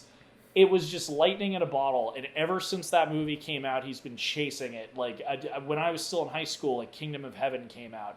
Fine movie. But it wasn't Gladiator. Like it wasn't Gladiator. And I'm sure it's the same thing with Napoleon. I'm sure it is a perfectly fine movie. And that, too, he cast Joaquin Phoenix because Joaquin Phoenix won the Oscar for Gladiator as Best Supporting Actor. You know, he's chased... And a few years ago, he was kind of doing the same thing with the Alien franchise. He was doing Prometheus, and then he did Alien Covenant. Didn't Joaquin also just win the Oscar for... Didn't he just win for Joker, too? He did. Not with the same director. And yeah, no, I know. Let's just say that Ridley Scott is trying to make Fetch happen, and it's never going to happen. It's never going to happen, Ridley Scott. But what do you think? Do you guys think that Fetch is going to happen? What do you think of our artsy-fartsy, thoughts on this movie? What do you think of that wacky story about the Rinsch stealing Christmas from Netflix? From X, formerly known as Twitter. And do you sympathize with Norma like we do? Norma's the best. Norma's the GOAT. Oh, and we almost forgot. So I rarely give these out, but I think this movie deserves a 4 out of 4. What about you, T? I'm gonna give this a 4 out of 4. It's not my favorite classic movie, but it's solid all the way through. It's up there. I actually like this better. Like, what I will say, not to say that these are lesser. These are just, in my opinion, I liked this better than movies like Casablanca. I do really like Citizen Kane. I'd say this is like about even with that. I'd say this is better. I'd have to have a list. And also, I've not seen every single classic Hollywood. But this is one of my new favorites. I genuinely will be watching this again. I probably will get a Blu-ray, so that Paramount can't steal my license out of my in case I buy it digitally. But yeah, let us know what you guys think. In case you're new to the show, or just to hype you up, we are doing the same drinking game finale this year, so look forward to that. It's probably going to be a long episode. I'm looking forward to it. I'm scared for my liver. But if you're checking this out on Spotify, Apple Podcasts, etc., feel free to check our backlog of episodes. If you're listening to this on YouTube Music, feel free to leave a comment and like the podcast episode. Also, feel free to look back at our past episodes. But until next time, when you know what our movies of the year will be, what our scores for all the new movies that we've seen this year are, I've been Whiskey. I've been Sweet Tea. Keeping it Kino. And this time, suck it, Ridley Scott. Ha! All right, see you guys next time. Bye.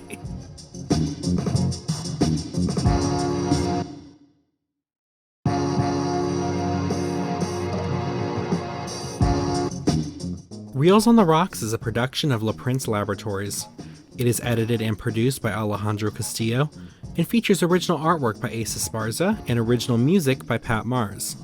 Follow us on Twitter at Reels on the Rocks, and tweet at us with any movies or topics you'd like us to discuss in the future.